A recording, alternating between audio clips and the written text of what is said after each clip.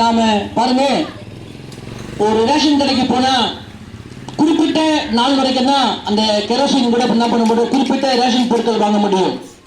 அதை கடந்து போனா நம்மளுக்கு ரேஷன் பொருள் வாங்க முடியாது. ஸ்கூல்ல இன்னைக்கு பிள்ளைகளுக்கு அப்ளிகேஷன் சொன்னா, ஸ்கூல் பிள்ளைகளுக்கு கடந்த வார செய்தித்தாளில் நான் பார்த்தேன், ஒரு ஊர்ல ஸ்கூலுக்கு பிள்ளைக்கு எல்கேஜி அப்ளிகேஷன் வாங்குறதுக்காக ராத்திரியெல்லாம் பேரண்ட்ஸ் என்ன பண்றாங்க, அந்த ஸ்கூல் காம்பவுண்ட் வாசல்ல உட்கார்ந்து கொண்டிருக்கிறாங்க. ஏன்னா அந்த குறிப்பிட்ட நாள் வரைக்கும் தான் அந்த அப்ளிகேஷன் ஃபார்ம் கிடைக்குமா. அதே போல இன்றைக்கு எல்லாவற்றுக்கும் ஒரு குறிப்பிட்ட நேரம் உண்டு. இன்றைக்கு நாம் வாழ்கிற இந்த வாழ்க்கையில ஆண்டவராக இயேசு கிறிஸ்து கொடுக்கும் ரட்சிப்பு என்பதும் அது குறிப்பிட்ட காலம் வரைக்கும் தான். பிரியமானவர்களே, இன்றைக்கு நாம் கிருபையின் காலத்துக்குள்ள நாம் வாழ்ந்து கொண்டிருக்கிறோம். ஆண்டவராக இயேசு கிறிஸ்து மனுக்குலத்தை மீட்கும்படியாக, மனிதனுடைய பாவங்களை இருந்து ரட்சிக்கும்படியாக, விடுதலை கொடுக்கும்படியாக அவர் முதல் முறை ரட்சகராக ஆண்டவராக இயேசு கிறிஸ்து இந்த பூமிக்கு வந்தார். மனுஷனுடைய பாவங்களுக்காக, மனிதன் செய்த தவறுகளுக்காக மனிதன் பட வேண்டிய எல்லா பாடுகளையும் அவர் கல்வாரி சிலுவையிலே, மனுஷன் பட வேண்டிய எல்லா தண்டனையும் இயேசு கிறிஸ்து சிலுவையிலே சுமந்து தீர்த்தார். அவர் இரண்டாவதாக மீண்டும் வரப்போகிறார். ஆண்டவராக இயேசு கிறிஸ்து தாம் சொன்னபடியே அவர் மீண்டும் இந்த உலகத்திற்கு வரப்போகிறார். அவர் வரும்பொழுது தம்முடைய பிள்ளைகளை அழைத்துக் கொண்டு போகும்படியே வரப்போகிறார். ஆண்டவராக இயேசு கிறிஸ்து பாருங்க, இந்த உலகத்திலே மனுஷனுடைய வாழ்க்கை நிச்சயம் இல்லை. பிரியமானவர்களே, மகா அலெக்சாண்டர் என்கிற ஒரு மனுஷர் வாழ்ந்து கொண்டிருந்தான். பிள்ளைகளை நாம் ஹிஸ்டரியில படிப்போம். மகா அலெக்சாண்டர் அவன் பார்த்தீங்கன்னா அநேக வல்லரசு நாடுகளை அவன் தன் கைவசப்படுத்தினான். எல்லா நாடுகளையும் தன் கைவசப்படுத்திக் கொண்டிருந்த அந்த அலெக்சாண்டர் ஒரு நாள் மரணத்தை சந்திக்க வேண்டிய ஒரு சூழ்நிலை வந்தது. அப்பொழுது அவன் மரிக்கும் தருவாயிலே ஒரு கடிதத்தை எழுதி, நான் மரிக்கும் பொழுது என்னுடைய ஃபியூனரல் பாக்ஸ்ல, அதாவது என்னுடைய சடலத்தை வைக்கும் பொழுது நான் மரித்த பிற்பாடு அதுல 2 துளைகளை நீங்கள் விட்டு என்னுடைய 2 கரங்களையும் அதிலே அந்த பெட்டிக்கு வெளியே நீங்கள் விட்டு விடுங்கள் என்று சொல்லி அந்த மகா அலெக்சாண்டர் தன்னுடைய சரிதத்தில் எழுதி வைத்திருந்தார். அப்படியாக அவர் மரித்த பிற்பாடு அவர் சடலத்தை ஒரு பெட்டிக்குள்ளே வைத்து சுகந்த வாசனையோடு கூட அவர்கள் எல்லாம் வைத்தார்கள். அவருடைய அந்த வார்த்தையின்படியே 2 கை ஓட்டை போட்டு 2 கைகளையும் வெளியே வைத்து விட்டார்கள். இது அங்கிருந்தவருக்கு புரியவில்லை.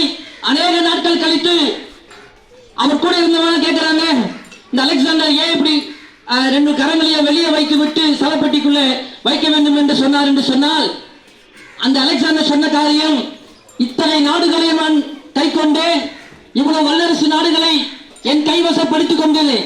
ஆனால் நான் போகும் பொழுது, இந்த உலகத்தை விட்டு மறித்து போகும் பொழுது நான் வெறும் கையாய் போகிறேன், 2 கைகளிலும் ஒன்றுமில்லை என்று சொல்லி, நான் இவ்வளவு நாடுகளை, எவ்வளவு பணக்கார, எவ்வளவு ஐஸ்வர்யவான், நான் இத்தனை நாடுகளை நான் என் கைவசப்படுத்திக் கொண்டிருந்தாலும் நான் போகும் பொழுது வெறும் கையா தான் போகிறேன் என்று சொல்லி எல்லோருக்கும் புரிய வேண்டும் என்று சொல்லி அப்படியா செய்தான்.